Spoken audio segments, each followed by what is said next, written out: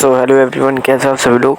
तो ये video normally एक एनिमे ड्राइंग के ऊपर होने वाला है और मेरे चैनल के कुछ क्वेश्चन बेस्ड होने वाला है। बेशक ये कोई Q&A वीडियो नहीं है, बट इसमें मैं अपनी चैनल से रिलेटेड कुछ क्वेश्चन आपको आंसर करने वाला हूं और साथ ही साथ एक एनिमे ड्रॉ करने वाला हूं। सो जो करैक्टर मैं ड्रॉ करूंगा उसका रेफरेंस ये है जो कि मैंने पिंटरेस्ट से उठाया है, बट मैं नारुतो का रेफरेंस ढूंढ रहा था। मुझे माइकी का रेफरेंस मिला जो कि मुझे बहुत अच्छा लगा और मैं ये पेंसिल से ड्रॉ करने वाला हूँ, एंड पेन से, और मैं इसे अपनी स्केचबुक पर ड्रॉ करूँगा। और हम इसको ज़्यादा डिटेलिंग अट्रैक्टिव बनाने के लिए दो पार्ट में डिवाइड करेंगे, एक उसका फेस देन उसका लोअर पार्ट।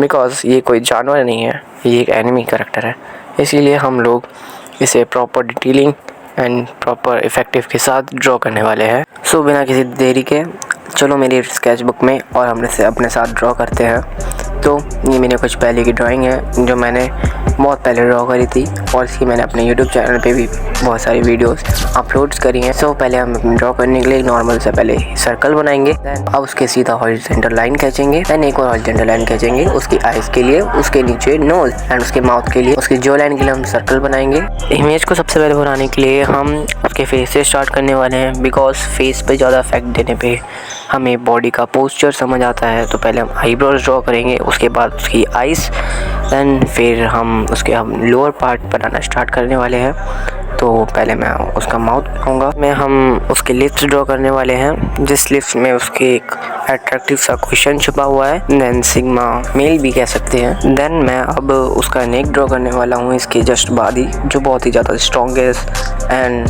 बेनेबल नेक लग रही है। उसके बाद हम उसका हेयर ड्रॉ करेंगे। हेयर की ड्रॉ करने के लिए एक अच्छी सी स्ट्रैटेजी होती है कि आप उसका एक स्टार्टअप पॉइंट ढूंढें, उसके बाद अपने हेयर्स को आप फैला सकते हैं जिससे बहुत अच्छे लगेंगे। अब हम एक चीज़ मेन करने वाले हैं लोअर पार्ट के लिए कि अब हम उसके शोल्डर्स के लिए दो सर्कल ड्रॉ करने वाले हैं।